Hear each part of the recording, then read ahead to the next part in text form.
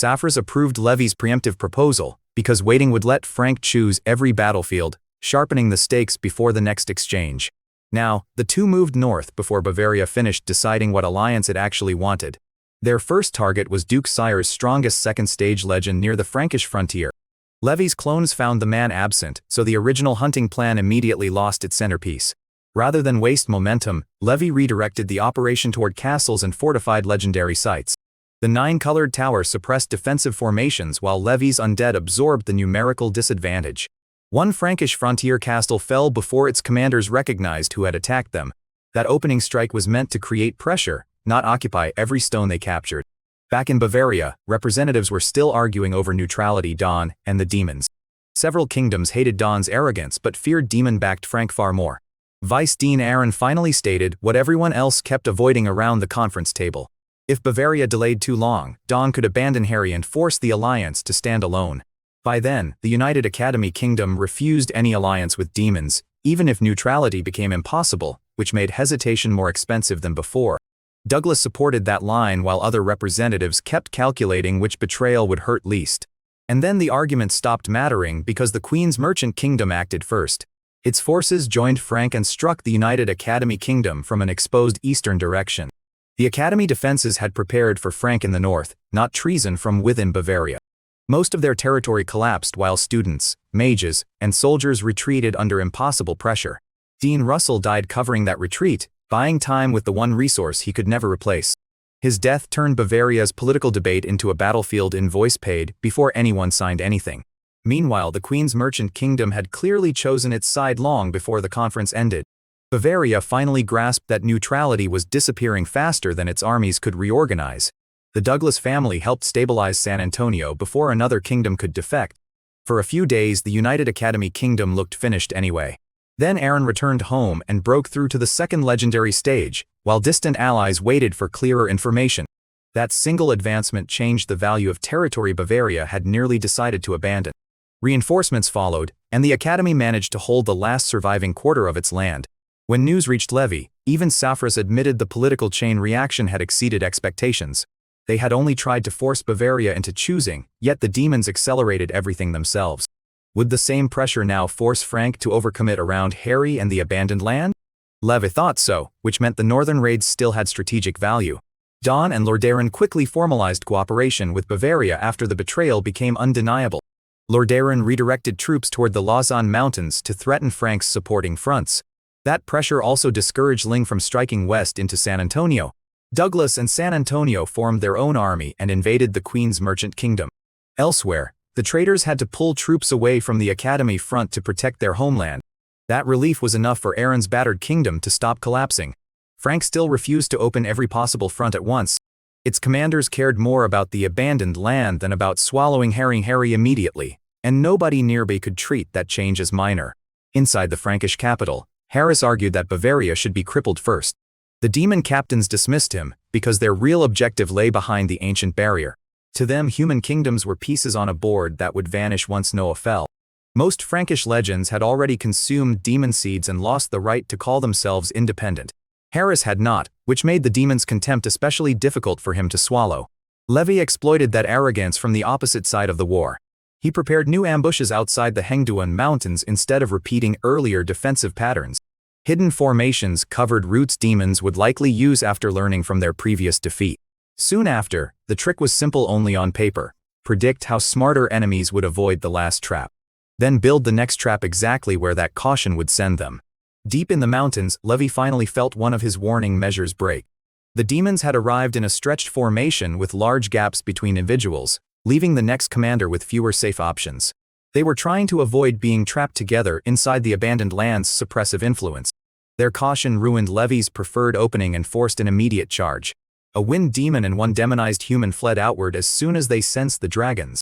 They reunited with companions along the route, building a stronger group while retreating. Levy followed because his larger trap had been prepared outside the barrier this time. Raven, Frank's, dragons, and Saffras's support struck the retreating formation from several directions. From there, the demon line bent but did not break before reinforcements began approaching. Stone demons suffered most because their defense could not compensate for their terrible speed. Levy's side killed several first-stage legends and another second-stage demon before withdrawing. The Thunder Dragon came back badly injured, which turned an excellent ambush into an expensive victory. Demons stared at their losses and reached the obvious conclusion that someone had leaked intelligence. Their captains did not trust human slaves enough to investigate gently. Stone and fire demon seeds were activated inside the people who carried them, while the wider alliance absorbed the political shock. Human bodies twisted into half-demon forms while their owners screamed through involuntary transformations. At that point, the men who had accepted immortality discovered what the contract had actually purchased. Their lives could continue forever, but the demons could spend those lives whenever convenient. The Sire family's second-stage legend watched the punishment and finally saw his true status. Immortality had not made him harder to kill when someone else controlled the trigger. It had only removed his ability to choose the moment of death. Moments later, the demons demanded access to spiritual seas and searched every human legend for treachery. Bardo of the Sire family had already decided that surviving personally was no longer the priority. If death was unavoidable, he wanted his family below the Saint Realm to survive it. The demons eventually pushed their investigation into violence against their own slaves. One suicidal attack came so suddenly that Sulfurus's wind clone had to intervene. For now, the clone blocked the controlled human, then took Valak's wind strike across its body, and the battlefield immediately became harder to predict. A single cut split the elemental clone apart and changed the rhythm of the entire battle. That death triggered more demon seed slaves to throw themselves forward without restraint. Harry's defenders began losing legends in exchanges that made no military sense to humans. 2 first-stage dragons and another allied legend died within only a few rounds. Levi recognized the method at once. The demons were spending slaves to wear down irreplaceable defenders. Harry's royal city became the surface where both sides wrote that calculation in blood. Walls, towers, and districts disappeared under attacks meant for beings above ordinary armies. By the end, the city itself was damaged beyond practical repair. Raven cared less about the walls than the death of Giddis. He asked to continue fighting until the demons responsible were gone. Other survivors from Harry reached similar conclusions for different reasons. Some wanted revenge, others wanted their families protected before their own demon seeds were triggered, forcing both camps to reconsider their reserve strength. Bardo saw the same choice more coldly than anyone. How many more controlled legends would the demons spend before their human allies finally refused the bargain? Then he intended to spend his remaining life where it could buy his descendants a future. The cost of demon immortality was becoming visible to every family that had accepted it. Levi also lost something less obvious during the fighting. Damage to his dimensional demiplane weakened one of his most valuable advantages. Yet the destruction revealed structural flaws he had never noticed while the demiplane remained stable. Repairing those fractures might actually help his knight profession reach the next stage. That possibility turned battlefield damage into cultivation information. Sulfuras offered another second-stage clone, but replacing the destroyed wind clone required months. Levi refused to drain every reserve simply because the demons had scored one painful exchange. He needed information, timing, and a cleaner way to turn the demon slaves against their masters, with every surviving witness carrying the lesson forward. Bardo provided the next opening through a final act of rebellion. He reversed control at the cost of his own life and seized a 9th-tier thunder python. In response, the beast carried his warning toward people who could still act freely. Members of the Nicholas family nearly killed it before recognizing the Sire family's mark. Once the message was understood, the situation became much worse. The demons had located a third weak point in the abandoned land's barrier. They were likely feeding chaotic power through the opening and contacting prisoners inside.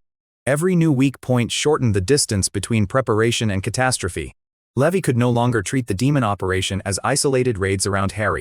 Even so, the entire barrier was becoming a countdown. At the same time, his damaged demiplane finally finished giving him the insight he needed. Spatial structures that once felt rigid became understandable after he had watched them break, while the cost of another mistake kept rising. Levi pushed his knight profession forward while his enemies prepared another breach. Power ran through his body differently when the advancement settled. His physical foundation and spatial combat techniques now belonged to the second legendary stage. The breakthrough did not solve the larger crisis, but it changed what he could personally kill. That difference mattered because another counterattack was already forming around Harry. Ravender waited with the surviving defenders instead of returning to safety. Franks and a second-stage member of the old royal line joined the gathering force. Dragons arrived carrying injuries from earlier battles and resentment from every lost companion. Bardo's family had asked only that the innocent members below Saint Realm be rescued. Levi accepted because punishing cursed relatives would only finish the demon's work for them. Later, the legends who had consumed demon seeds were another problem entirely. Some were willing to die if their deaths could cripple the captains controlling them, and the surrounding factions adjusted their plans accordingly. That willingness gave Levi something the demons had failed to price correctly. A slave who expected death could still choose where to fall if control slipped for one instant. Levi planned to create exactly those instants. His new second-stage night body would be tested before anyone had time to celebrate it. The surviving dragons lowered their heads as the force moved toward the weak point. Raven carried Giddis's death into the march without speaking about it again. Franks checked his equipment while watching the demon-controlled families ahead. No one mistook the coming battle for a clean rescue operation. They were entering a place where allies might become suicide weapons without warning. They were also entering with more spatial power than the demons had seen Levi use before. What would happen when a perfect stone demon discovered that defense no longer guaranteed survival? Levi intended to answer that question before the third weak point opened any wider, giving Levi another reason to avoid a slow response. Afterward, the march ended with humans and dragons carrying the same expression for different reasons. Grief, anger, debt, and cultivation had all been converted into one decision. This time they were not waiting behind Harry's broken walls. They were going into the weak point to kill the demons controlling the war. Behind them, Harry's ruined skyline made the stakes impossible to romanticize. Every collapsed district represented money, time, and families that could never be restored together. Ahead, the demons still believed control over human legends guaranteed predictable obedience. Levi had already seen enough cracks in that assumption to build a strategy around them. The dragons cared less about strategy and more about finally reaching enemies worth tearing apart. Saphras watched the gathering force with the patience of someone measuring an investment before impact. If the counterattack worked, the third weak point would become another demon grave instead of a gateway. If it failed, Harry might not have enough legends left to survive the next controlled suicide wave. That made speed more valuable than elegance as the final formations closed behind them, while older assumptions collapsed faster than the fortifications. Levi stepped forward first, carrying a new legendary stage into a battlefield already demanding more. At first, the counterattack began at the border between the Hengduan Mountains and the burning wasteland. Levi's clone had already scouted the perimeter, so surprise was no longer realistic. He assigned Raven, Franks, and Dia to eliminate one controlled second-stage human quickly. The dragons received a different order: watch the Sire family before demon control activated again. Speed mattered because every delayed kill gave the captains time to weaponize another slave. Franks answered that pressure with Berserker Knight and forced a lethal exchange immediately. Elsewhere, Bardo deliberately allowed Levi's clone to block him away from demon supervision. Before long, the old legend had reached the moment he had prepared for since sending his warning. He explained that he and Gogis would trade their lives for injuries on demon captains. Levi needed only to ensure the remaining Sire relatives escaped the consequences. That bargain contained no heroism Bardo cared to celebrate. It was a family debt settled with the only asset he still controlled, and that detail changed the value of every reinforcement. The demons recognized too late that their obedient humans had started choosing their own deaths. Bardo drove himself into Manhwa with enough force to crack the stone demon's armor. One arm shattered while sections of hardened stone peeled away from the demon's body. Manhwa still believed the damage changed nothing important. Perfect stage stone demons trusted defense because almost every second stage attack eventually failed against it. Levi had used the same assumption against weaker opponents for years. This time he sealed the space around Manhwa and began destroying the space itself. On another front, the stone demon first felt pressure, then pieces of its body started disappearing without impact. Armor meant nothing when the room containing the armor was being erased.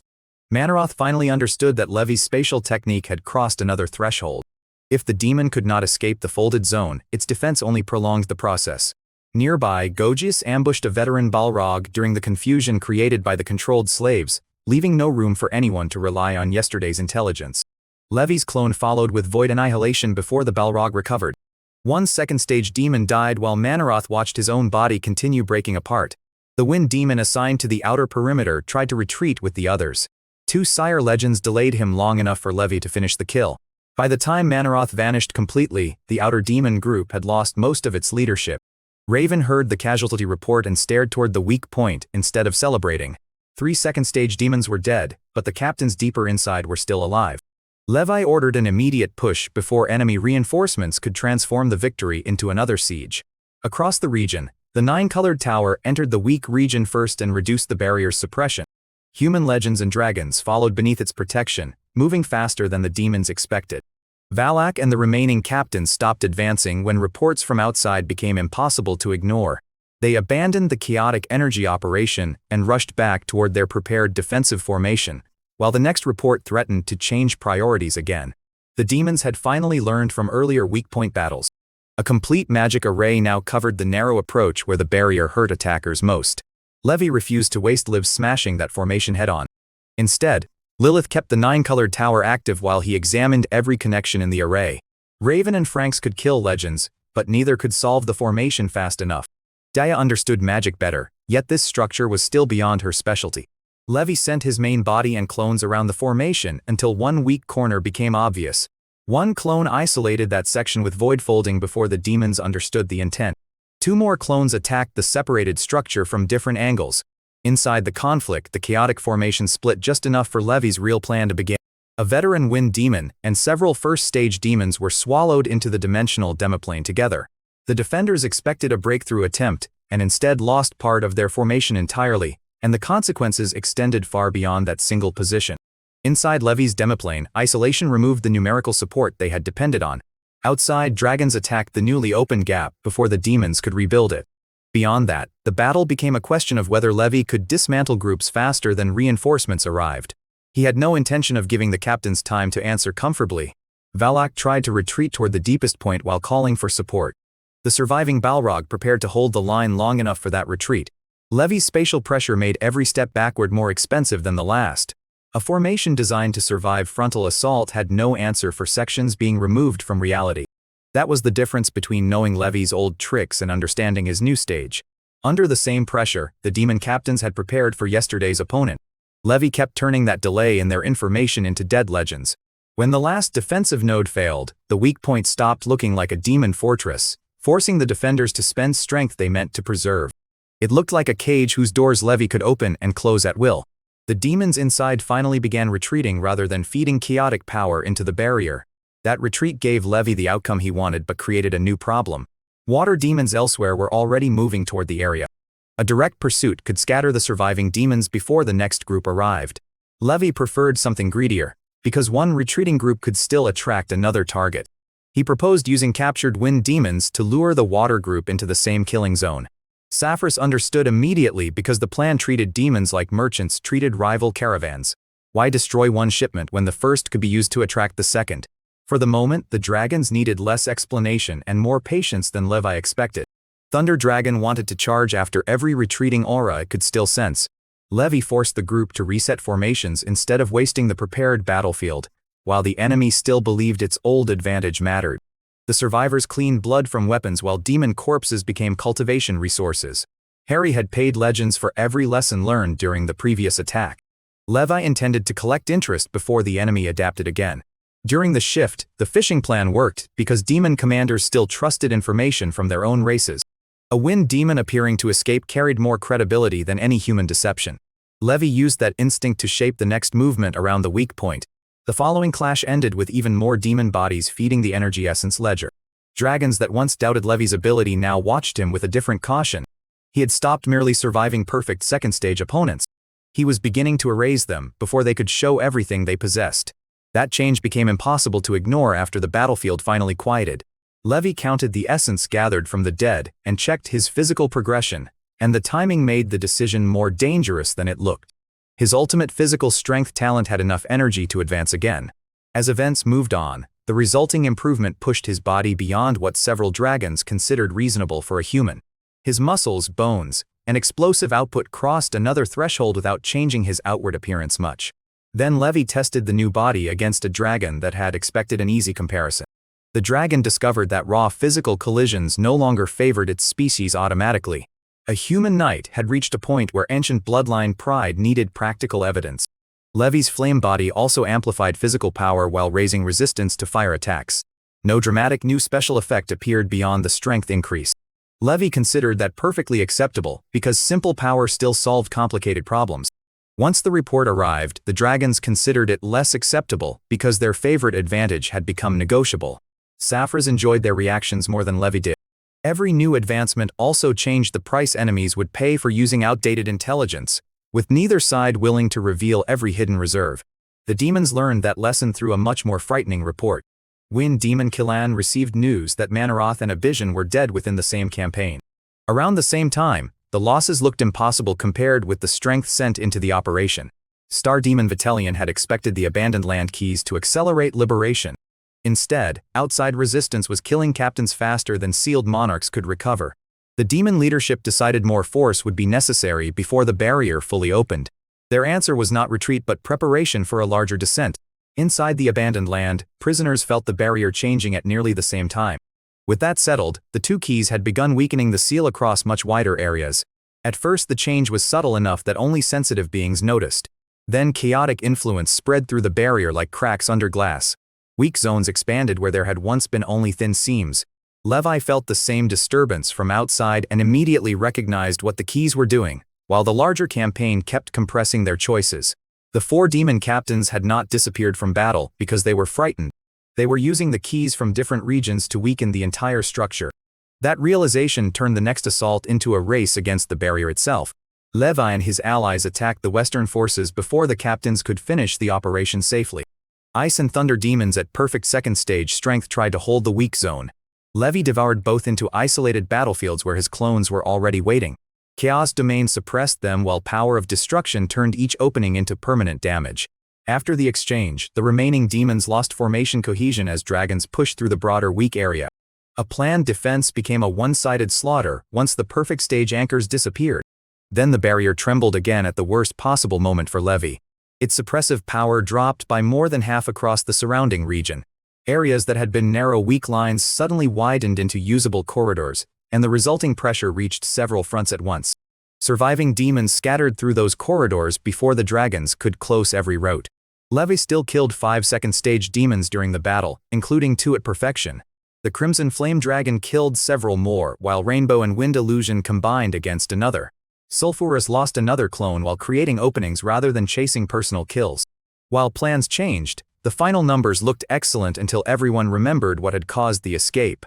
The abandoned land was becoming easier to enter and easier to leave. That fact mattered more than the pile of demon corpses on the ground.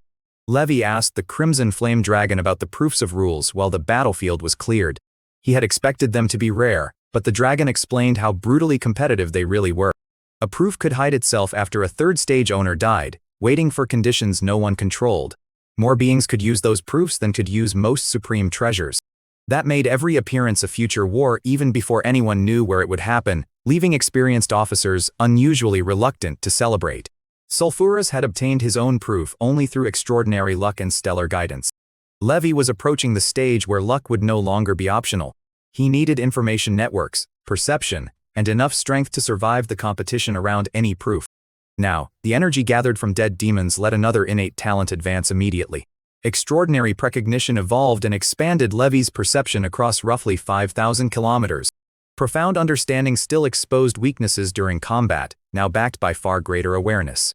Could a defensive formation survive once Levi started removing entire sections of the battlefield instead of breaking walls? For one long moment, Levi simply tested the new range against distant auras. The battlefield had become smaller without physically changing size. Enemies once separated by hours of uncertainty could now enter his awareness before making contact. That advantage would matter even more as the abandoned land opened wider. By then, the demons had weakened the barrier, but they had also fed Levi enough essence to sharpen his senses. What price would they pay when their next large movement became impossible to hide? The answer started forming inside the prison itself, where ancient powers were waking from sealed sleep, while the next movement depended on information still missing. Levi's side had won the current battle, yet the true war was only becoming easier to reach. Every dead captain strengthened Levi while every weakened seal strengthened what waited behind it. Meanwhile, the campaign had become a race between personal growth and an ancient prison running out of walls. The demons at the eastern weak point received the western casualty report with disbelief. They had expected losses, but not the collapse of entire second-stage groups under one human's pressure. Reports described Levi killing perfect-stage demons while fighting like a dragon in human form. Night Khan blamed the change on Levi's new second-stage body and spatial technique. Elsewhere, the explanation sounded reasonable until the numbers were placed beside it. 13 second-stage fighters and more than 30 first-stage legends had failed to hold one sector. Even the demon captains understood that avoiding Levi had become a legitimate strategic choice. The weakening barrier gave them another option besides fighting him directly. More weak points would appear as the keys spread their influence through the seal, and that uncertainty mattered more than another captured fortress. That meant demons could shift routes instead of forcing every operation through known positions. Inside the abandoned land, the same weakening awakened prisoners who had slept for centuries. An ancient Earth-attributed tower began trembling as one sealed monarch recovered awareness. Other rulers sensed the barrier losing strength and ordered nearby demons to gather chaotic energy.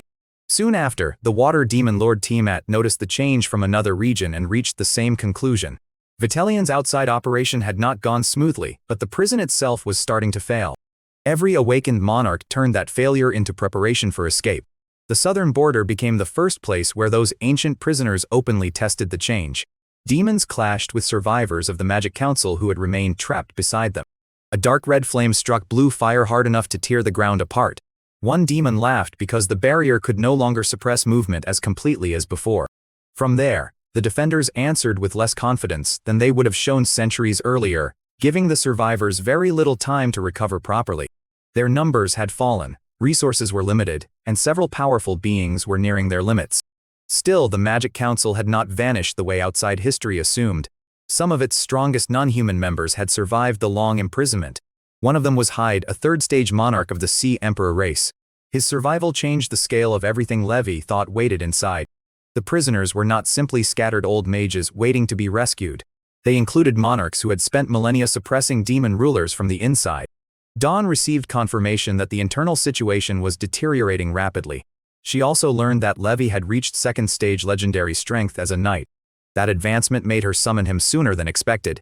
Levi arrived expecting questions about the abandoned land and got something more complicated instead. Dawn confirmed his knight breakthrough, then paused long enough to make Levi suspicious, while Levi weighed the gain against the next unavoidable battle. She finally revealed two urgent problems competing for the same limited time. At that point, the first was obvious. The abandoned land was weakening faster than anyone wanted. The second involved the ancient Magic Council sealed far beyond Noah. Dawn had been working for years to reopen contact with the Council's trapped core. Moments later, the seal around them was too complex for brute divine power alone. She needed Levi's spatial understanding to find a route through structures even gods struggled to read. Levi immediately thought about the formless demon monarch tied to the old disaster. A third-stage spatial enemy was well beyond what his new knight stage could fight directly. Dawn did not ask him to defeat that monarch. She wanted Levi to create the path that would let inside and outside forces strike together. Once contact was established, coordinated pressure could break the seal more safely.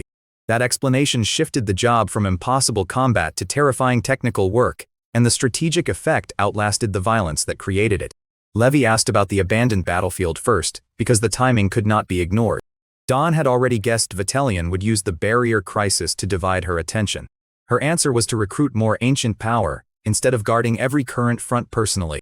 The surviving Magic Council could change the entire war if even part of its leadership returned. Several fallen council monarchs remained trapped beyond Levi's current ability to retrieve. 5 third-stage figures were specifically beyond the amount of chaos power he could safely carry out. That number alone told Levi how much stronger the ancient organization had been than modern kingdoms. Dawn sent Sullivan away after the discussion and kept Levi focused on the sealing problem. But there was one test Levi could run before leaving Noah completely. He moved above the center of the abandoned land and fed chaos power through the artifact. A strange gap appeared where the key interacted with the seal. For now, the opening proved Dawn's theory, but also revealed how little one person could accomplish alone. Levi brought out Lilith and the 9-colored tower to deepen the chaotic penetration, forcing nearby allies to prepare for a harsher answer. Their combined power let him probe beyond areas ordinary legends could not survive. At the same time, demons and the Church of Radiance were coordinating their own assignments. The Lord of Radiance was helping Betrayal, because both sides needed the other for larger ambitions. Dawn accelerated her rescue plan for exactly the same reason. Levi's clone crossed into the unstable region and began hunting information instead of fighting everything nearby. In response, the first useful breakthrough came through a legendary second-stage troll. Levi enslaved the troll and used its knowledge to trace surviving Magic Council forces. The operation also produced enough energy essence to strengthen another defensive talent. That timing mattered because Levi expected future contact with third-stage enemies. Absolute defense gained more weight in his calculations after every report from the sealed regions. Even so, the troll's memories pointed toward elves connected with the ancient council remnants. Levi followed the trail and encountered another battle before reaching them. The conflict confirmed that council survivors were still actively suppressing escaped demons, while hidden enemies learned how much Levi had changed. Travel inside the weakened prison was far more dangerous than simple exploration. Only third-stage monarchs could move through some regions with anything resembling freedom. Ancient factions had split long ago because one force could not contain every awakening demon ruler. Human and orc monarchs had once held central threats together. Later, separate crises forced the remaining defenders into different regions. Thorin, the Dwarven Forge monarch, moved with dwarves and elves toward the central zone. Hyde led sea creatures and dragons against the Flame Demon Lord in the south. Others remained tied to life-preserving formations because time had become another enemy. Levi eventually reached survivors who first treated him like another possible deception. That caution made sense after millennia of formless demon infiltration. He explained Dawn's identity, the state of Noah, and the changing divine factions outside. Later, the ancient survivors were stunned that Amun's disciple now supported most resistance against the demons. They were even more surprised that modern Noah still possessed organized powers capable of reaching them. Levi asked for current population numbers because rescue logistics mattered as much as history. The answers were painfully small compared with what the Magic Council once commanded. 7 dwarves and 4 elves remained in one central group Levi contacted. Their survival represented thousands of years of attrition compressed into a handful of names. Then Thorin himself appeared, carrying the presence of a genuine third-stage monarch. Afterward, the dwarven ruler had lived through the Wizarding Council's height and its collapse. He treated Levi less like a junior after learning what had happened outside. Dawn's rise, Hell's movements, and the demon's return all fit pieces of a puzzle Thorin already feared. He confirmed that Wind Demon Pazuzu and Water Demon Tiamat had likely awakened further. That made rapid recovery more important than any celebration over renewed contact. Thorin and Hyde still needed strength before they could suppress those rulers reliably, leaving the strongest participants to rethink their priorities. Levi provided resources because every restored ancient monarch reduced pressure on modern defenders. He also offered controlled demon captives where useful for information and energy. Thorin responded with something more valuable than gratitude. He produced a scroll containing a fragment of his own consciousness. That proof could help Levi convince sealed Magic Council members who might distrust any outsider. Thorin told Levi to use it once he entered the Council's isolated region. The old monarch also expressed a simple hope that Levi might someday fight beside them as an equal. Levi did not promise a timetable, because third-stage cultivation did not care about confidence. He did, however, continue hunting demons during the days remaining before departure. Every kill reduced local pressure and fed another innate talent toward advancement. At first, the 6th innate talent finally gathered enough energy essence. Levi chose Dominator Contract as the next major investment after watching third-stage power firsthand, while every weaker faction watched for signs of collapse. He wanted a contract capable of reaching above his own stage when an opportunity appeared. The upgraded contract allowed control over targets 1 level stronger than Levi. That did not guarantee success against a monarch, especially one with superior spirit. It did change a third-stage ambush from impossible to theoretically exploitable. Saphras saw the implication and visibly reconsidered how close he wanted to stand during future experiments. Levi treated the reaction as useful confirmation rather than comedy. A power frightening enough to worry Saphras was worth understanding properly. Before long, the contract upgrade also increased the strategic value of every wounded enemy Levi could capture alive. Dead legends provided essence once. Controlled legends could provide intelligence for years. That logic had already justified keeping the thousand-eyed monarch alive in another future operation. For now, Levi still needed to reach Dawn's sealed battlefield before anything else collapsed. Sulfuras agreed to cover current fronts with multiple second-stage clones. The Crimson Flame Dragon and other defenders would reinforce the abandoned land while Levi was away, and the next mistake could undo several earlier victories. That arrangement did not make no safe, but it bought Levi a narrow window. He checked the third key, Thorin's consciousness scroll, and the 9-colored tower before leaving. None of those tools could replace judgment inside a seal built by ancient monarchs. Would the council trust a stranger carrying Dawn's request before hidden demons found him first? Levi knew the answer might depend on the first few seconds after contact. He also knew the barrier behind him was still weakening with every passing day. On another front, the mission therefore had 2 clocks running at once. One counted down toward the Magic Council's possible rescue. The other counted down toward the abandoned land opening whether anyone was ready or not. Levi left Noah carrying tools created by different eras and debts owed by different factions. Behind him, Thorin returned to suppressing ancient demons instead of following outside immediately. Ahead, Dawn waited near a seal even divine power had failed to solve cleanly, making reliable intelligence more valuable than another battalion. Across the region, the war had stopped being about one kingdom long before anyone admitted it. Now the battlefield stretched from broken fortresses to prisons hidden across the universe. Levi's newest contract could theoretically bind stronger beings, but theory would soon meet ancient reality. For one long moment, he wondered which would fail first, the seal, the council, or everyone's timing. Then spatial light gathered around him, and the next battlefield replaced the sky above Noah. There was no triumphant send-off because everyone understood why Levi had to leave quickly. Harry was rebuilding, Bavaria was bleeding, and the prison beneath Noah was becoming less stable. Every front wanted the same second stage night at the same time. Levi could only choose the mission that might create more allies than enemies. Dawn's plan promised exactly that if the ancient council still possessed enough strength to matter. Thorin's scroll rested beside the third key as proof that two eras were finally touching again. Lilith watched the spatial readings while Levi memorized the sequence for emergency retreat, while the political cost spread faster than the casualty report. Saphras remained behind, trusting numbers more than optimism, but admitting the gamble was necessary. The dragons called it a rescue mission. Levi considered it an investment in surviving the next century. Either description depended on reaching the sealed survivors before the demons reached them first. How many ancient monarchs were still alive behind seals modern gods barely understood. That uncertainty followed Levi even after Noah disappeared behind the dimensional passage. Inside the conflict, the next mistake would not cost a fortress. It could cost the only people who knew how the last era fought back. Before Levi could reach Dawn's deeper sealing operation, another front demanded his attention. The Radiant Pope had entered the wider war carrying enough divine artifacts to change ordinary assumptions. Levi encountered Natagar while probing a dangerous route near contested territory. He had wanted to measure the famous Pope for years, and the opportunity arrived violently. Natagar met the first attack without surprise and answered with layered divine defenses. Beyond that, the Pope's equipment was not ornamental prestige. Every artifact existed to cover a specific weakness. One staff strengthened his attacks while expanding a domain filled with radiant pressure, and even veteran commanders stopped calling the situation routine. A divine shield absorbed strikes that would have broken most second-stage legends immediately. Other artifacts controlled movement, summoned radiant gates, and complicated Levi's spatial timing. For the first exchanges, the nine-colored tower was absent and Levi had to test cautiously. Natagar interpreted that caution as evidence the enemies were only clones. He tried provoking Levi into revealing his main body or losing control of the rhythm. Levi answered by making every clone behave as though anyone could become the real threat. Chaos Domain resisted the spreading divine light while spatial defenses blocked the first heavy barrage. 12 radiant gates appeared across the Pope's domain and turned retreat routes into attack angles.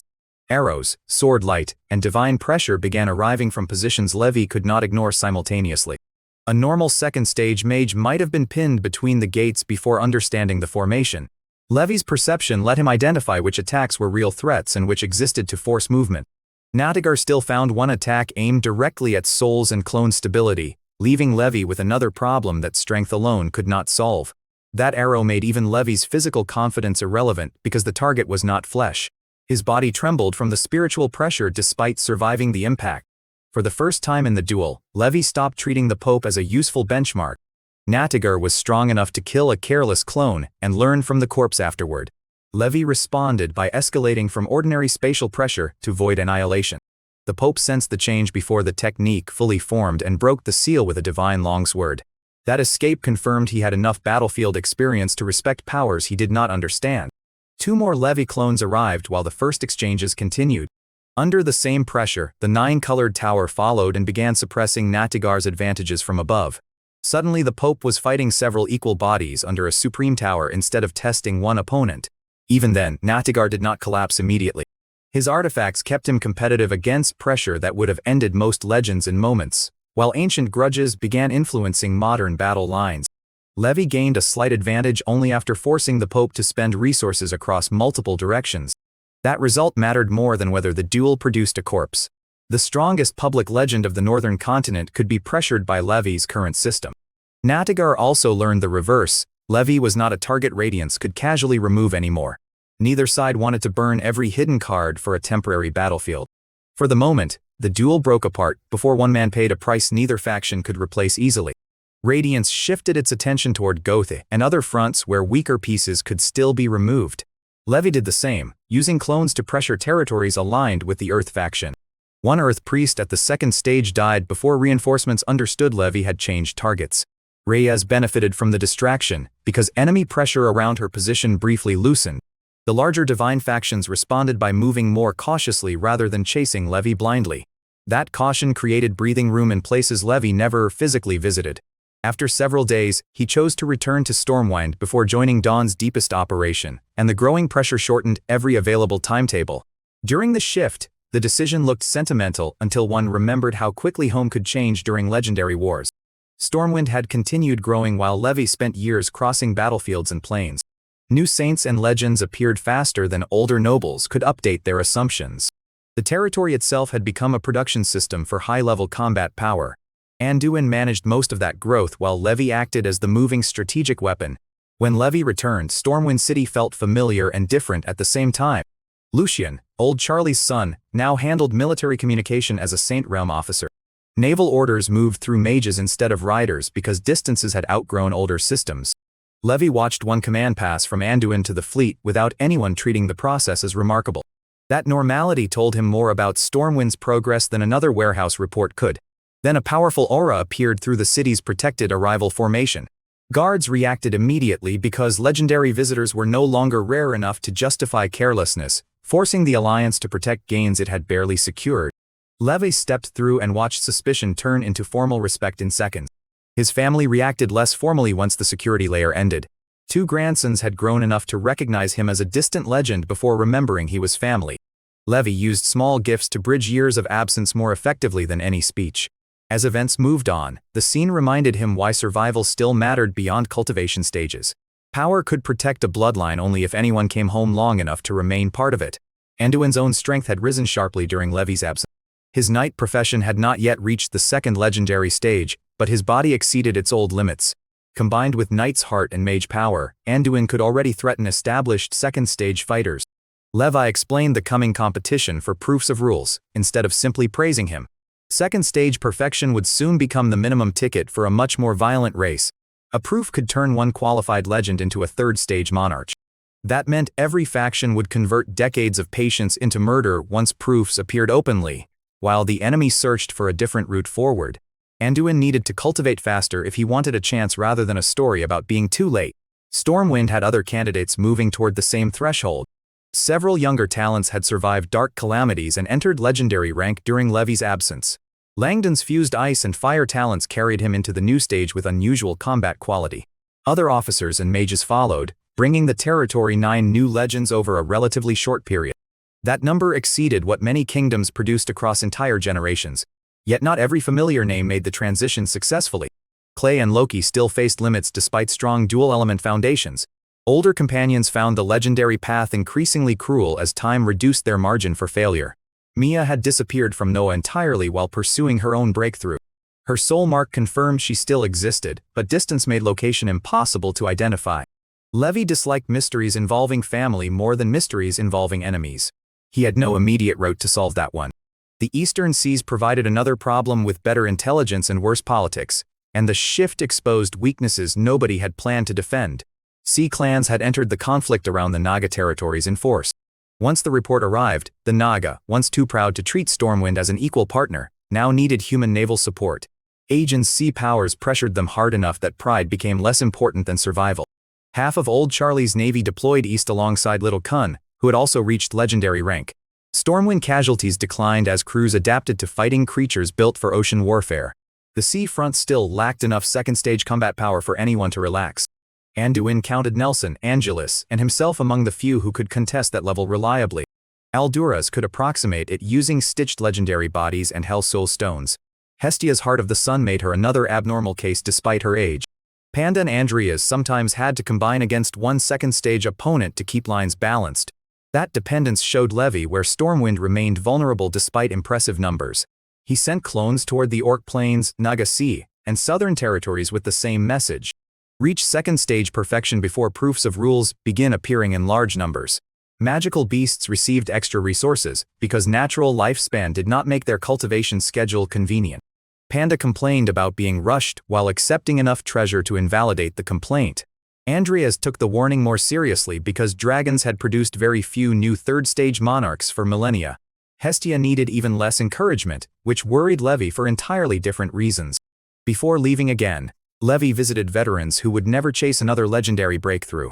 Jenkins, Parker, Gerard, and other early companions had aged while Stormwind became something unrecognizable. Their arguments remained familiar enough to make the years feel briefly smaller. Gerard still carried the grief of losing Gaegre on the legendary path. Other families had younger descendants showing elemental talent and another chance at advancement. Levi watched pride and regret occupy the same faces without trying to separate them. Around the same time, the Hall of Heroes created another emotional argument around legacy, while stronger beings moved behind the visible conflict. Some veterans wanted places there simply because they had served from the beginning. Stormwind's rule remained strict. Only those who sacrificed themselves for the territory entered that hall. The living veterans accepted the answer because changing the rule would cheapen the dead. For one long moment, Levi looked at men who once counted every loaf before campaigns. Now their grandchildren debated legendary cultivation while fleets crossed dimensional seas. What had all that growth actually bought if the people who built the first walls disappeared unnoticed? Levi left the visit with less patience for wasting time on avoidable wars. He still had unavoidable ones waiting across the universe. A dimensional passage built from wizarding technology became the route toward Dawn's hidden operations. With that settled, the passage connected Noah to a medium plane closer to the astral ruins. Dawn had built it carefully enough to avoid obvious detection by most forces. Third stage gods remained another matter because movement across dimensional barriers disturbed space at their scale, and one wrong assumption could still cost a legendary life. Levi crossed knowing powerful beings could potentially notice the transit.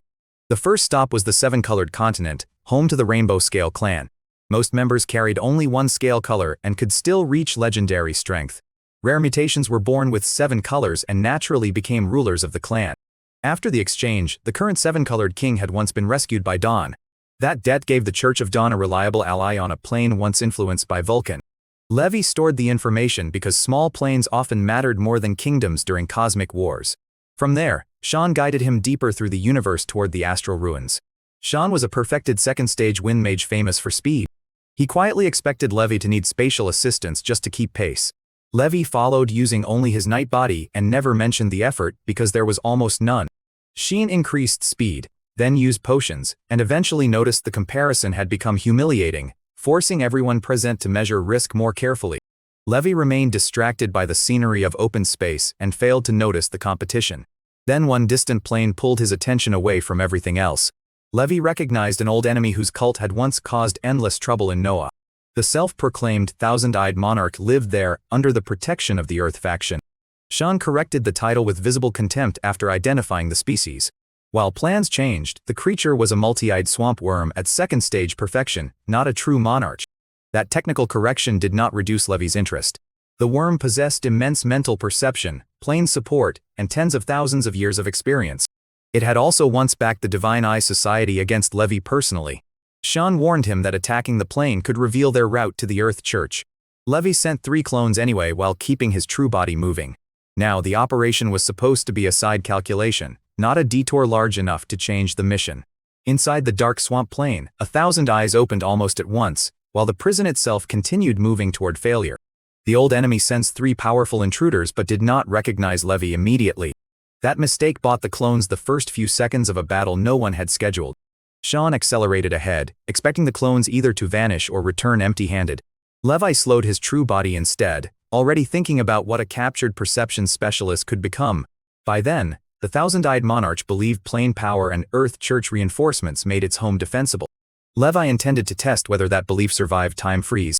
And then the thousand-eyed monarch warned Earth mage Hui Lun that 3 powerful intruders were closing in. Hui Lun reacted seriously, because the visitors carried second-stage pressure without bringing an obvious army. Meanwhile, the Earth Church garrison included 1 perfected second-stage mage, another second-stage mage, and several first-stage legends. The thousand-eyed monarch added 5 native first-stage legends and the full blessing of its home plane. On paper, 3 Levi clones should not have been enough. Levi avoided obvious chaos and spatial techniques at first so the Earth faction could not identify him immediately. 1 clone engaged Hui Lun directly, testing an Earth mage whose raw defense matched the plane's temperament. A second clone attacked the Church's Wind mage and the battle formation supporting him, and the change made several older plans immediately obsolete. Elsewhere, the Wind mage expected speed to control the exchange until Levi crossed the distance first. 1 collision nearly broke the formation, forcing the entire group back toward its prepared Church defenses. That left the third clone facing the thousand-eyed monarch and the plane power behind it. The swamp worm opened its 1,000 eyes and released a mental technique strengthened by the entire dimension. Even nearby allied legends retreated because the pressure did not distinguish courage from vulnerability. Levi's clone staggered under the first mental impact, giving the worm the opening it wanted.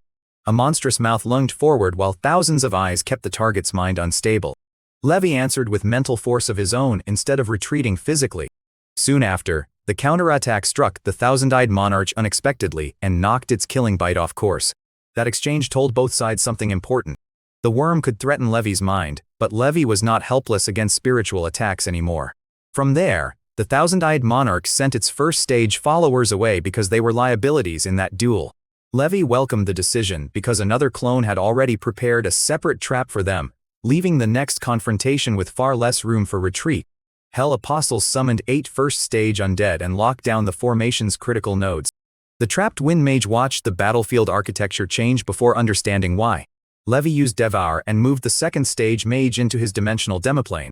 Spatial annihilation erased the remaining first-stage defenders and shattered the Earth Church garrison around them. That destruction finally revealed Levi's identity to Hui Lun and the thousand-eyed monarch. Old hatred returned to the swamp worm faster than strategy. Hui Lun tried to flee once the church formation disappeared. 2 Levi clones pursued him, while the third kept the thousand-eyed monarch occupied. At that point, the worm refused to rescue Hui Lun because it expected his death to summon stronger Earth reinforcements. Levi called out that calculation openly, forcing the creature to realize how completely he had read it. Hui Lun still could not escape Levi's speed and spatial control. Levi swallowed him into the demiplane after another clone cleared the area inside, while unseen factions prepared to exploit whichever side weakened first. There, spatial suppression, void folding and chaos power reduced the veteran mage's options to almost nothing. Void annihilation finished the kill while Hui Lun could only watch his defensive layers collapse. The thousand-eyed monarch felt the disappearance and finally stopped pretending reinforcements would arrive in time. It drew on the plane with everything available and pinned Levi's remaining clone under crushing pressure. A mental strike followed strongly enough that the clone sensed genuine death. Moments later, the other clones were too far away to interrupt the finishing blow conventionally. Levi used the one ability the worm had never expected from a second-stage human. Time freeze spread through the battlefield and stopped mental force, movement, and instinct together.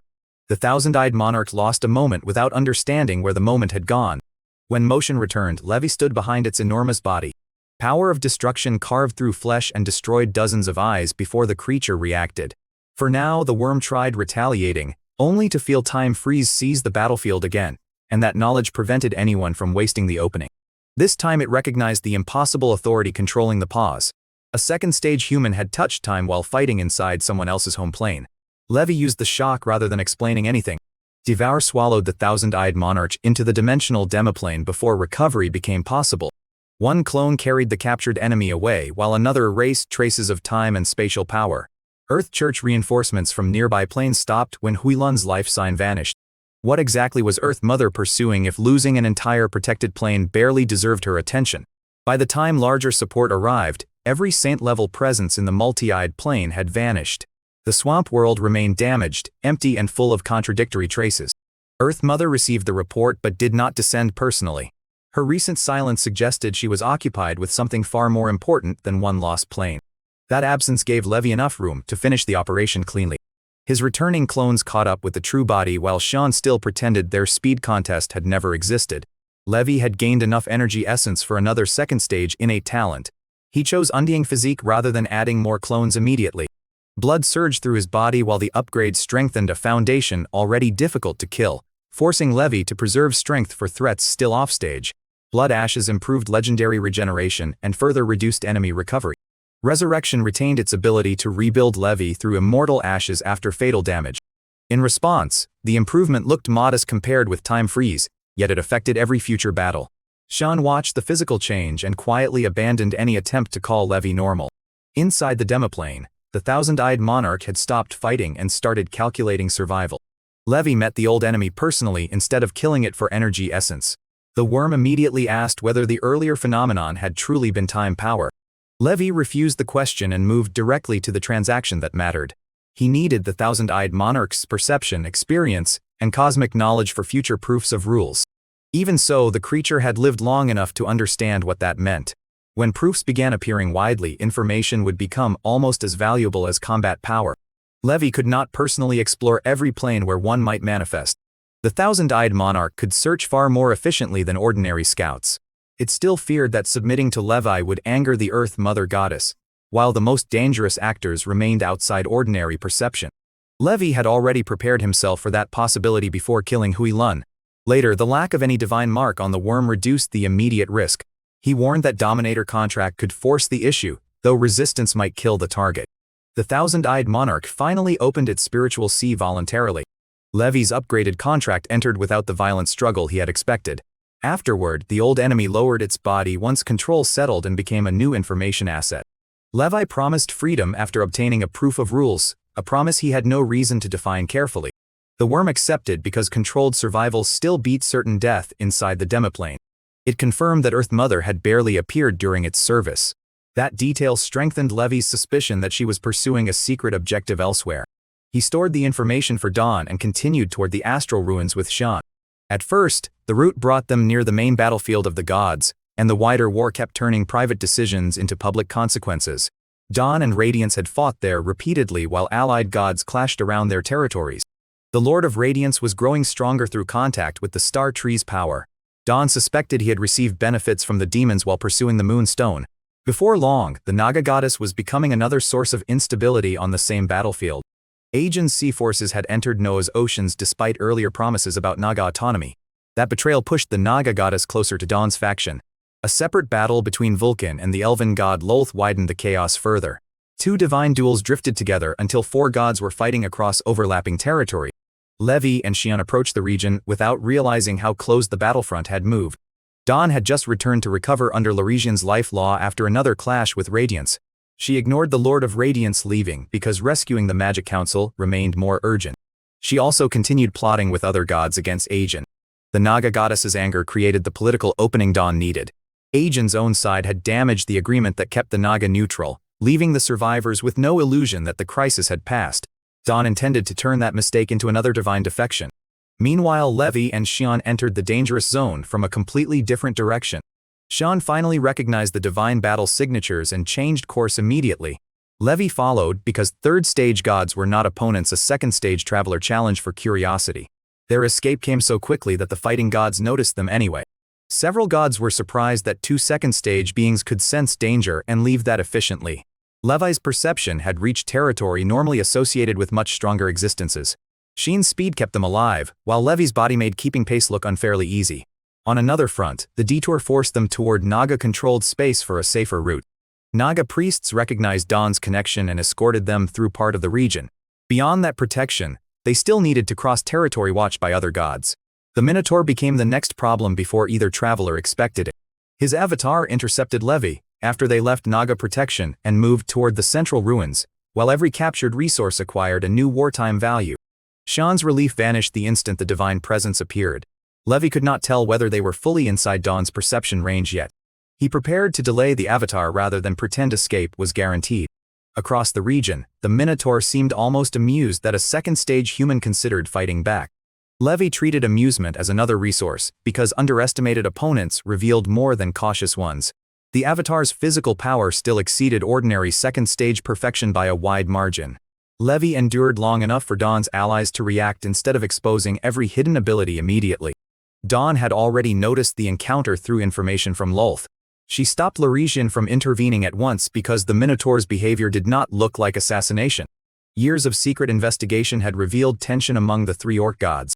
Dawn suspected the Minotaur wanted a different alliance. Levi survived the test while the avatar confirmed his abnormal strength for itself, and the pressure made patience look increasingly like surrender. Then the pressure ended without a killing attempt. Laresian eventually collected Levi and Xian while Dawn arranged a private meeting elsewhere. Inside the conflict, the Minotaur had indeed been testing the possibility of changing sides. Dawn folded him into her developing plan against Aegean. That alliance removed one uncertainty and created several new ones. Levi returned to Dawn's territory understanding that god-level politics function like warfare with longer memories. He also learned that his spatial concealment was less reliable against third-stage perception than he had assumed. Records from void spirits and formless demons had not explained how they fooled true monarchs. That gap became another cultivation problem Levi intended to solve rather than ignore. He shared the thousand-eyed monarch's information about Earth Mother while Dawn remained occupied. Her absence from current wars now looked less like caution and more like preparation, When Dawn returned, she confirmed the Minotaur's cooperation against Agent. The Moonstone race and the abandoned land crisis were converging around the same group of gods, forcing the next move before all preparations were complete. Levi had crossed half the cosmic battlefield simply to reach a seal. Along the way, he had captured an old enemy, survived a divine avatar, and helped shift another god's allegiance. What would happen once he finally reached the trapped magic council itself? Dawn's answer was practical. Stop collecting side battles and focus on the seal before Radiance returned. Levi agreed because even he recognized when the detour ledger had become unreasonable. Beyond that, the path toward the sealed council opened ahead, while divine factions continued rearranging behind him. The thousand-eyed monarch became the most useful prisoner Levi had taken without killing. Sean became the most exhausted guide Levi had followed without noticing the competition. Dawn gained the Minotaur as a possible ally without firing a divine attack. Every detour had produced value, but every detour had also consumed time the seal did not possess. Levi finally turned toward the Magic Council with no intention of allowing another side problem to become a war. Far from Noah, Earth Mother waited inside a small plane while pretending to be less awake than she was. A phantom entered her sealed space and tested that weakness with ancient confidence, while the strongest enemies continued hiding their real objectives. Under the same pressure, the visitor was the Lost Monarch, one of Hell's most dangerous surviving rulers. Earth Mother greeted him by a name almost no modern god should have known. She called him Mo Yuan and stripped away centuries of carefully maintained mystery. The reaction confirmed her information before the conversation even became a negotiation. Mo Yuan had once belonged to the formless demon realm and infiltrated Hell before later wars reshaped everything. He used the supreme spatial treasure known as the Void Gate to seal Hell from the outside world. That hidden action helped explain why entire alliances had failed to receive expected support during ancient catastrophes. Even Betrayal had never fully understood what the Lost Monarch had done. Earth Mother knew anyway, which made the ancient demon question who she truly was. She refused the identity question and changed the negotiation into a problem of incentives. For the moment, the Lost Monarch did not need to trust her if he needed what only she could offer. Earth Mother offered information tied to the heart of the earth, a supreme earth treasure, and the resulting silence felt more dangerous than celebration.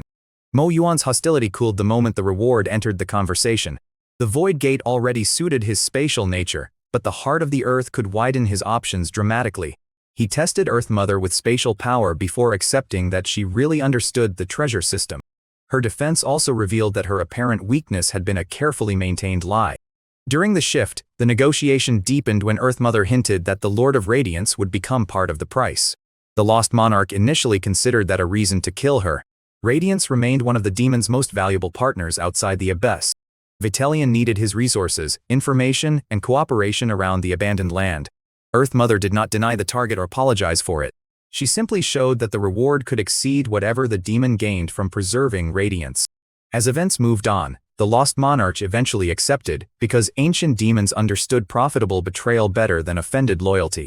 The heart of the earth was only part of the attraction. A successful Abyss campaign could let a peak third-stage demon obtain a supreme position recognized by the universe. That supreme status meant more than raw strength. Abyss-born supreme demons could resurrect through the abyss after death.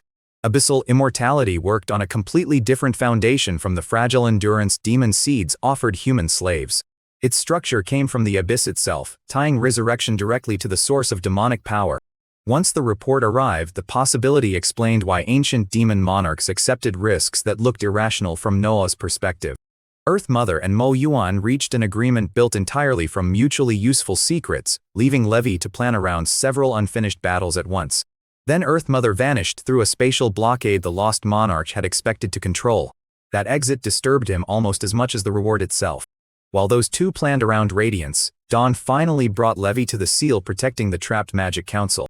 The structure stretched farther than Levi expected even after hearing Dawn describe it repeatedly. He stared at the barrier and understood why brute divine power had failed to solve the problem cleanly. Around the same time, the seal was not one wall but several systems layered across space and ancient formations. Dawn explained that the enemies behind the coming era-ending crisis wanted immortality on a cosmic scale. Supreme beings could live for an era, but even they still faced destruction when civilizations collapsed. Abyssal supreme demons sought something more permanent through the mechanism ending those eras. Levi disliked the explanation because it made current gods sound temporary beside the threat ahead. Dawn stopped the discussion before future fear consumed present attention. Their immediate task was still opening a route to people who might help them survive that future. Elsewhere, the Lord of Radiance was preparing his own contingency around the Moonstone, while the surrounding powers reconsidered which alliances still mattered. He ordered several second-stage formation specialists to connect an elaborate chain of arrays. The Star Cemetery's defenses had resisted direct approaches, so Radiance intended to attack the structure systematically. He believed the Moonstone could push him toward Supreme Realm, and perhaps an abyssal transformation afterward. That ambition had already convinced him to cooperate with Vitellion beyond ordinary divine politics. Radiance also prepared a human body for a far darker purpose. With that settled, the prisoner was Harris, once the strongest human legend of the Frankish royal line. Harris had joined Radiance expecting help reaching the third legendary stage. Resources and guidance had indeed carried his cultivation upward quickly. Then Radiance sealed him away before the promised final step. Harris eventually understood that the god wanted his body rather than his loyalty. Radiance still claimed the promise would be fulfilled in a technical sense. The body might reach third stage even if Harris's soul no longer owned it, and that realization changed how everyone valued the remaining time. That interpretation reduced devotion, ambition, and trust into raw materials for divine survival. Harris fought the suppression mentally while Radiance tore deeper into his soul. After the exchange, the man who had chosen the church for power became another vessel on a god's backup plan. Back at the seal, Levi and Dawn discovered something more disturbing than its original complexity. The space was layered twice, with a hidden ceiling structure buried beneath the visible boundary. An outer structure concealed another ceiling system that did not belong to the original design. Dawn reconstructed parts of the older seal so Levi could compare the geometry properly. While plans changed, the extra layer had been inserted with such precision that even divine investigation missed it for years. Levi and Dawn reached the same ugly conclusion from different directions. A formless demon monarch was likely still active outside the prison. The hidden spatial work also suggested possession of the Supreme Void Gate. Dawn wanted Levi to remember that treasure but not attempt anything reckless yet, forcing the defenders to choose what could still be protected. Stealing from a hidden third-stage spatial monarch could wait until Levi reached the same stage himself. For now, they needed a weak point through both the outer restriction and inner formation. Now the search lasted weeks and consumed clone after clone. Each destroyed body gave Levi another piece of spatial information without risking his true form. Eventually they found one border region where both layers were imperfect enough to exploit. Dawn tore a temporary gap in the middle formation using divine power. Levi sent 3 clones through while preserving his main body outside. Another inner spatial restriction waited beyond the opening, exactly as feared. Levi approached it alone because inserting more divine pressure might trigger unknown defenses. He eventually sensed formations that could only have been created by the trapped magic council. That confirmation mattered more than comfort, because intelligent survivors were still waiting beyond the restriction. Someone intelligent was still alive on the other side. Dawn withdrew from the area before Radiance returned and noticed unusual activity, while another layer of the ancient conflict surfaced nearby. The clones continued deeper while the main body maintained communication through the spatial link. Residual ancient energy crushed ordinary movement inside the seal. Levi's chaos power let him suppress what would have shredded less specialized explorers. Then a third-stage mental presence locked onto him from the darkness ahead. Levi identified himself immediately instead of testing the owner with an attack. He carried Dawn's request, Thorin's consciousness scroll, and information no ancient prisoner could have predicted. By then, the first being to confront him was a fox person monarch named Kalia. The species surprised Levi because fox people had never dominated the Orc Empire through physical strength. Their power came from priests, sorcerers, and generations of spiritual expertise. Kalia was a genuine third-stage monarch and treated the intrusion as a possible formless demon trick. Thorin's consciousness resolved enough suspicion for conversation to begin. Meanwhile, the deeper camp introduced another ancient survival system Levi had only studied in records. A vast life array occupied the center of the hidden settlement. The formation resembled elven techniques designed to preserve dying legends in prolonged sleep. Levi recognized it because Lilith had described the old elven method before. Then a deep voice spoke from inside the array and Thorin recognized Bahamut. This Bahamut was not a war dragon but a rare dragon aligned with life itself. Levi learned that the life array had been built from sacrifice rather than convenience. Galadriel, the ancient elf queen and Alduras's mother, had died creating the imperfect formation. Her life became the foundation keeping several human monarchs alive beyond their natural span. Bahamut remained bound to the array, continuously feeding life force into it. Elsewhere, the revelation turned an ancient survival technique into a personal cost Levi could actually name. Alduras had inherited corpses and memories from a father, while his mother had become infrastructure for the last survivors. Thorin fell silent when Galadriel's death was confirmed. Levy understood that some debts from the wizarding era had never stopped accumulating interest, leaving one more hidden variable inside an already unstable war. He asked how many third-stage fighters remained capable of acting. Only Kalia and Bahamut could currently move freely in that group. 7 human monarchs still survived in sleep, though age and imperfect preservation had already killed others. The original expedition had entered with far more third-stage power than modern Noah saw. Time reduced those numbers steadily even without open battle. Betrayal had accelerated the losses, turning centuries of preserved strength into a rapidly shrinking reserve. Badar sold out the group after becoming obsessed with immortality. Resources disappeared into controlled hands before many defenders realized what had happened. A hidden formless demon monarch then used disguise to penetrate deep enough to threaten the life array itself. 2 third-stage defenders, Kurt and Hein, died stopping that infiltration. Their deaths saved Bahamut and everyone still sleeping inside the formation. Levy connected the story to the extra-spatial seal Dawn had discovered outside, while the next stage of the conflict gathered beyond sight. Soon after, the prisoners confirmed that another formless demon lord had indeed remained hidden beyond the known enemies. Suddenly the ancient mystery around the Void Gate became operational intelligence. Levy relayed Dawn's rescue plan to Kalia and Bahamut without embellishment. The inside force would awaken its remaining monarchs and prepare a concentrated strike. Dawn would attack the matching point from outside while Levy aligned spatial and chaos formations across both sides. From there, the trapped humans needed months to wake and recover enough strength to survive the attempt. Dawn accepted the delay because forcing weak monarchs awake early would only waste irreplaceable combat power. Preparations began simultaneously on both sides of the seal. Levy's clones constructed spatial arrays to focus attacks onto one narrow location. Chaos formations weakened the sealing structure as much as Levy's current magic allowed. Ancient monarchs watched the work and quietly reconsidered their estimate of the young human. Bahamut even discussed helping Levy obtain a spatial proof of rules in the future. That promise belonged to another war, but it showed how much trust the rescue operation had created. Then the larger universe changed before the seal could be broken. News reached the divine factions that Radiance had been trapped near the Star Cemetery. Earth Mother and the Lost Monarch had sprung their betrayal around the Moonstone operation. Radiance tried breaking through the weaker-looking Lost Monarch before Earth Mother could finish him. The Void Gate erased that assumption immediately. His strongest attack disappeared into supreme spatial power instead of creating an escape route. Mo Yuan appeared behind him and tore the divine body apart with spatial force.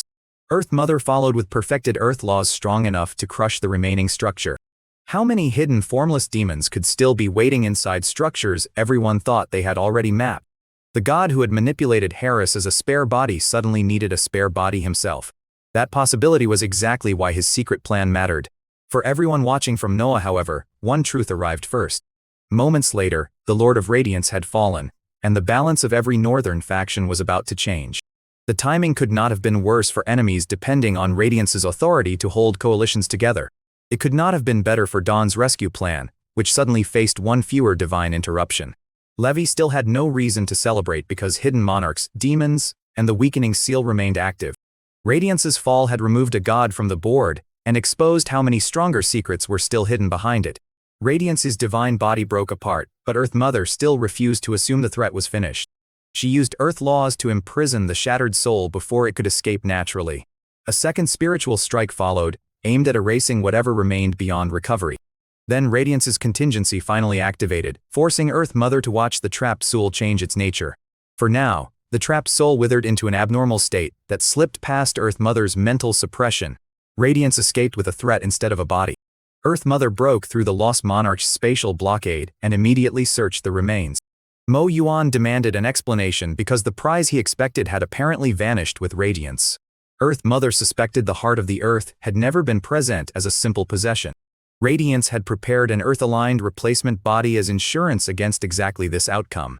The Lost Monarch disliked hearing that after joining the betrayal for the treasure. He used the Void Gate to test whether Earth Mother was hiding something again. Her answer finally exposed a second law she had concealed from nearly everyone. Light power erupted from Earth Mother with greater force than her perfected Earth law. In response, the Lost Monarch retreated in genuine shock because this was no ordinary Gaia anymore. Earth Mother had mastered 2 powerful law paths while pretending for years to be a background god. That revelation made her identity even more suspicious than before. She eventually offered a fragmented Supreme Earth treasure to preserve the alliance. Mo Yuan accepted enough compensation to keep cooperating around the abandoned land. Neither side trusted the other more afterward. Radiance's surviving soul had already reached the body prepared as his fallback. That body belonged to Harris, the ambitious human Radiance had cultivated as a disposable second existence. The human soul was gone, leaving Radiance to occupy the vessel he had cultivated for months. Even so, the new body carried human limitations that a divine existence had rarely needed to respect. Radiance immediately focused on pushing it toward the third legendary stage. He had lost divine authority, laws, and the network of priests sustaining his former identity. What remained was memory, stolen potential, hidden treasures, and rage against the people who trapped him. Elsewhere, Dawn brought Levi to a hidden passage leading back toward Alpha. She wanted him to handle C-clan pressure after returning to Noah. Levi questioned the timing because the abandoned land looked far more dangerous than Naga waters.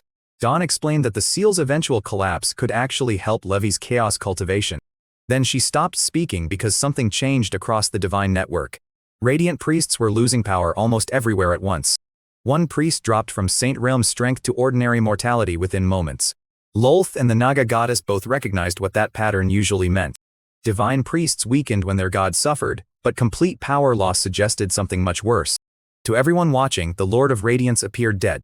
Dawn was aware better than to treat appearances as final, yet she used the opportunity immediately.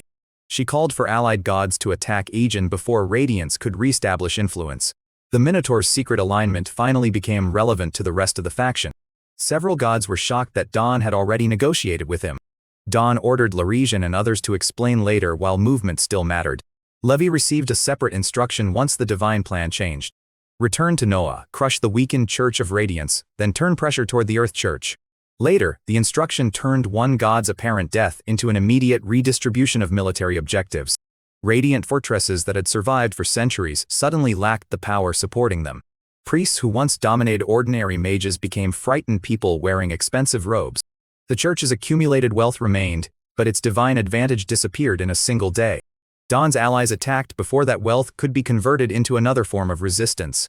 Afterward, the northern continent changed faster than any royal council could record accurately. Radiant institutions withdrew, collapsed, or surrendered depending on local leadership. Earth faction positions became the next obvious obstacle once Radiance stopped anchoring the old balance. The same upheaval spread into the astral ruins.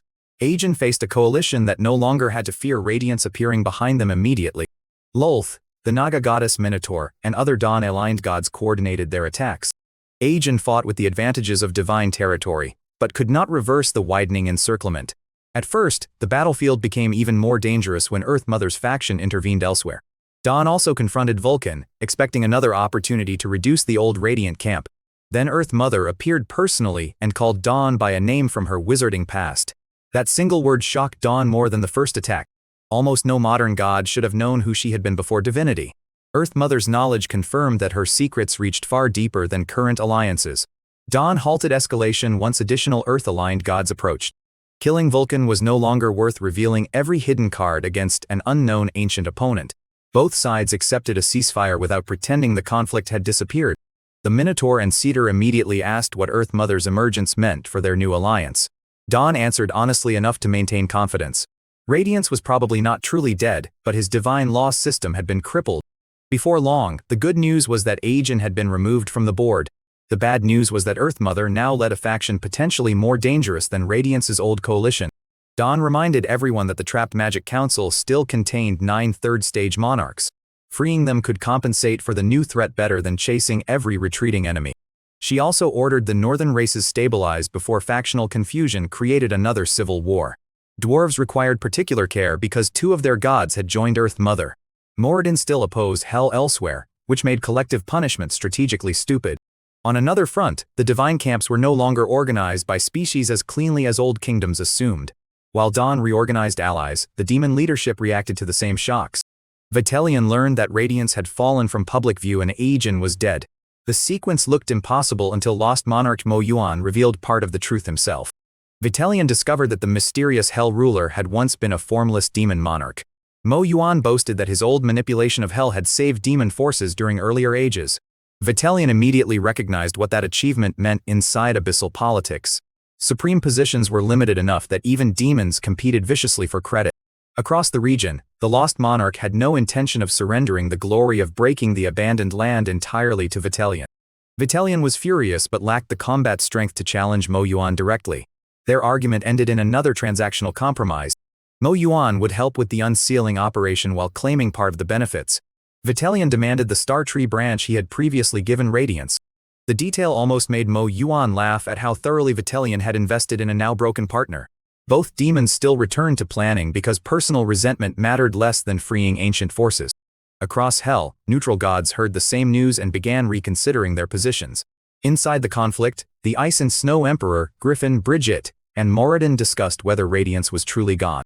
Moradin cared less about certainty than the fact that two dwarf gods had sided with Earth Mother. He wanted to leave Hell before the new faction locked Noah's dwarves into someone else's war. The Ice and Snow Emperor agreed that current priorities had changed. They had held Hell long enough, while a larger battle around the abandoned land was approaching. Several neutral gods prepared to withdraw from Hell and return toward the astral regions. That withdrawal gave Hell's rulers the freedom they had waited years to exploit. Shadow and undead powers began planning their own moves beyond the old containment lines. Every faction interpreted Radiance's disappearance as permission to reposition. Stormwind interpreted it as another energy essence opportunity. Levy's battles against weakened Earth and Radiant forces gathered enough essence for his 8th innate talent. He invested it into infinite endurance rather than another offensive ability. Beyond that, the second stage advancement changed his body even though nothing dramatic happened externally. Swallowing the sea let Levy store vast reserves of energy before battle. Those reserves could be released for a temporary combat surge without the usual self-destruction. Awakening of the Embers created a second reserve for the moment ordinary endurance ran dry. Once exhausted, Levy could restore his stamina to the original state and continue fighting. The ability required recovery afterward, but during one decisive battle it effectively created another life bar. Levy valued it precisely because stronger opponents increasingly survived his first burst. Time freeze, chaos, space, and physical techniques all demanded energy before they demanded imagination.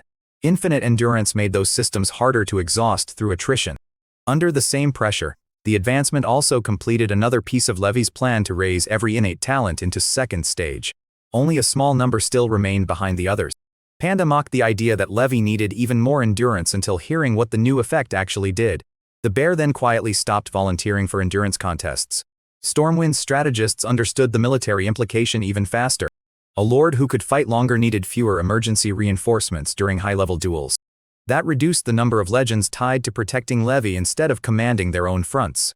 One personal talent therefore released strategic manpower elsewhere. For the moment, the larger Northern War was already approaching an ending phase. Radiant forces had disappeared from most strongholds after losing divine support. Earth forces pulled back selectively while Gaia consolidated a new faction. Orc, dwarf, elf, and sea powers all received new instructions from gods who had changed sides.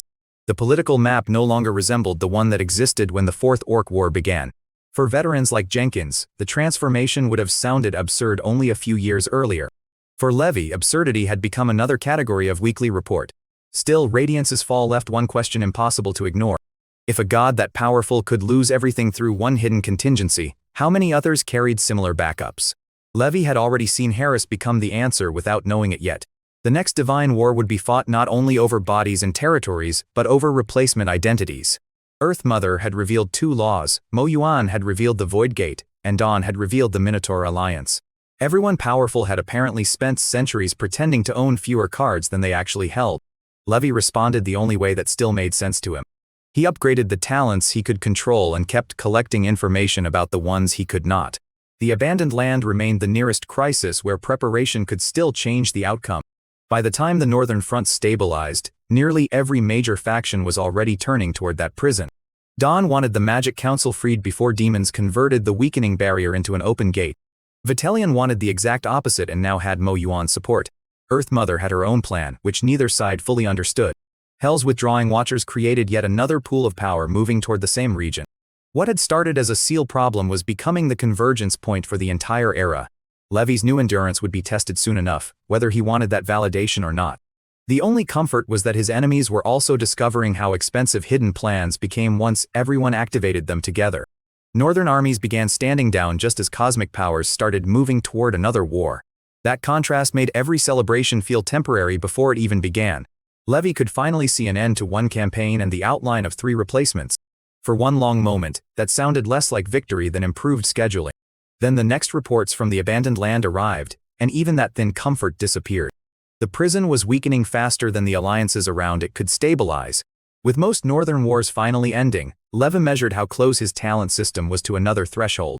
Only omnipotent clones still lagged behind the rest of his second stage innate talents. Once the abandoned land opened, Levi expected enough energy to advance his mage profession as well. After that, proofs of rules would become the next wall separating him from third stage power. The coming battlefield promised enough legends to make preparation feel almost cynical. If Radiance could preserve himself inside another body, how many other gods had prepared the same kind of escape? Levi could no longer rely on the same stage advantage that carried earlier wars. Third stage opponents possessed laws, territory, and ancient experience far beyond ordinary second stage legends. One mistake against that level might end without giving resurrection time to matter. Dawn sent another message confirming that Aegon's Sea faction had been broken. Cedar's followers moved quickly to absorb sea tribes that had lost their old divine command. That removed one naval crisis before Levi had to divert himself again. The dwarves remained politically complicated because two gods had joined Earth Mother's faction. Levi prepared to use Thorin's authority if Dawn needed to prevent an internal split. The Orc Plains stabilized more easily because Minotaur had cultivated influence inside the tribes for years. Vulcan tried ordering loyal shamans to evacuate Noah with him.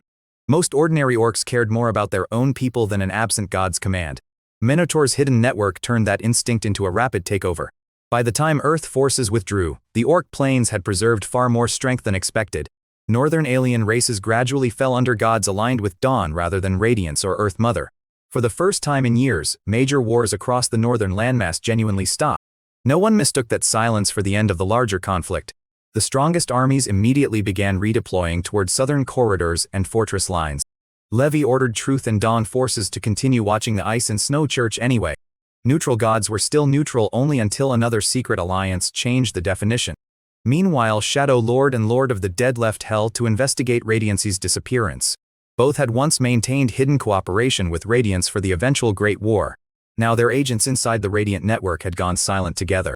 That silence suggested Radiance still possessed some plan rather than being completely erased. The two Hell rulers discussed whether continuing old cooperation still made sense. Before they reached a conclusion, divine territories across the astral ruins began shaking violently. Several gods were absorbing the power of their own kingdoms and damaging foundations built over centuries. To outside observers, the movement looked like preparation for suicidal total war. Dawn interpreted it differently because she planned something similar herself. She suspected Earth Mother's faction intended to leave the old astral territory entirely. Once the Magic Council was rescued, Dawn also expected to move her attention toward Noah permanently. So she began draining power from her divine territory before being trapped by another faction's departure. Other allied gods hesitated because rebuilding a divine kingdom could take ages. Dawn told them to choose for themselves instead of demanding identical sacrifices. The Ice and Snow Emperor returned from Hell and saw multiple divine kingdoms collapsing at once. Even he needed time to understand that the apparent madness had a strategic purpose. Griffin moved first among the returning neutral gods and began absorbing his own territory. That act revealed an allegiance he had concealed much longer than most suspected. Dawn believed Griffin had sided with Earth Mother rather than her own faction. The Minotaur disliked how many old allies kept revealing hidden loyalties after every battle. Dawn reminded him that Earth Mother's ambitions would eventually force conflict anyway. She also explained the Ice and Snow Emperor's different objective. He wanted to rebuild an astral plane rather than conquer Noah for one faction. That made him dangerous, but predictable enough to leave outside the immediate alliance war. 2 weeks later, Earth Mother and allied gods abandoned their old divine territories as Dawn predicted. Their departure relieved the gods who chose to remain and preserved whatever kingdoms had not been consumed. Dawn then gathered her stored divine power and moved toward the sealed Magic Council. The three elven gods accompanied her while the Ice and Snow Emperor watched from a careful distance. He offered assistance, but Dawn refused because too many unknown powers around the seal already complicated timing. Inside the ancient passage, 9 surviving third-stage monarchs stood ready for the matching assault. Kalia and Bahamut joined 7 human magic lords awakened from centuries of preserved sleep. Each human monarch represented a different elemental path, with Dumbledore's firepower dominating the center. Dozens of second-stage survivors waited behind them inside protective formations. Everyone below that level had already been stored inside demoplanes for safety. Dumbledore warned the group against turning rescue into uncontrolled revenge. They were being freed through Dawn's plan, so discipline mattered more than settling ancient grudges immediately. When Levi's marked spatial node began reacting, Dumbledore launched the first concentrate attack. Other monarchs struck the same point while second-stage mages powered the supporting formation. The passage shook hard enough to remind everyone what 9 monarchs meant even after millennia of weakness. One spatial node broke, then another yielded under coordinated pressure. Dumbledore stored vulnerable followers and led the active monarchs into the opening. On the far side, they could sense Dawn's attacks approaching through the remaining sealing array. Bahamut extended life law through the barrier until it touched Loresian's power from outside. That contact synchronized both sides more precisely than ordinary messages ever could. Dumbledore gave the order once every attack point aligned. Third stage magic, divine law, and prepared formations struck the ancient seal together. The resulting explosion drove even distant gods backward. When the energy finally cleared, Dawn's group emerged first through the shattered region. What did victory mean when every collapsing faction released stronger enemies toward the same prison? Dumbledore's fire presence made even ice and snow uncomfortable across the elemental opposition. The Magic Council had returned to the universe as a living force rather than a historical rumor. At almost the same time, Earth Mother led her allies into a different refuge entirely. The destination was a vast plain assembled from fragments of the old Azure Heaven world. Ancient war had shattered the original plane after its supreme ruler spent his final strength. Earth Mother recovered several fragments and combined them into a new large world. The most important core continent and original plane were still missing. So Earth Mother created a substitute while using special divinity left from the astral realm. That construction explained why she had demanded allies consume their old divine kingdoms before leaving. Their power would feed a new celestial structure instead of defending dying territory elsewhere. Vulcan received land several times larger than his old astral domain and stopped questioning the exchange. Other followers settled their people into assigned regions across the fragmented world. Earth Mother called the project a future new astral plane rather than a temporary refuge. Her allies finally understood that she had been preparing this relocation long before Radiance fell. Then Earth Mother redirected the newly consolidated faction toward the abandoned land. If Dawn could free the Magic Council, Earth Mother needed demons released quickly enough to balance them. She assured worried allies that Hell would not interfere with the operation. That confidence suggested another arrangement they had not been told about. Vitalian received separate confirmation from the Lost Monarch and mobilized his hidden demon forces. Only a small guard remained behind while nearly every usable legendary demon moved toward Noah. The promise of freeing ancient rulers transformed centuries of hiding into open excitement. Earth Mother arrived with her allied gods and returned Vitalian's Star Tree branch as a gesture of trust. The gift reduced some of the star demons' fear of standing beside multiple unknown third-stage gods. Vitalian explained that 5 demon lords had already broken internal seals. 4 of those rulers were top-tier third-stage threats. He claimed only around 10 demon lords remained alive inside, and Earth Mother clearly doubted the number. She chose not to challenge the lie because exact totals mattered less than preventing one side from overwhelming everything. Demon operations had already abandoned large portions of Ling and Valon to concentrate near the prison. Hell armies and undead flooded the southern continent through territories emptied by retreating kingdoms. Human alliances kept surrendering ground simply to delay the convergence of stronger forces. Then, right as the southern front looked ready to collapse, reinforcements for Dawn reached Noah's plain barrier.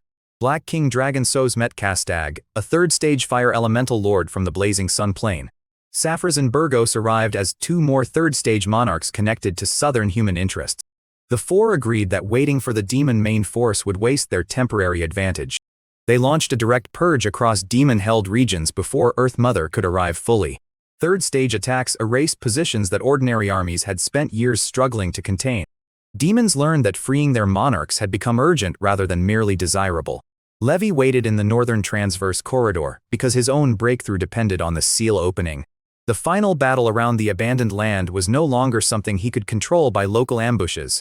He sensed Saphras's third-stage star magic through a clone and recognized another major reinforcement immediately.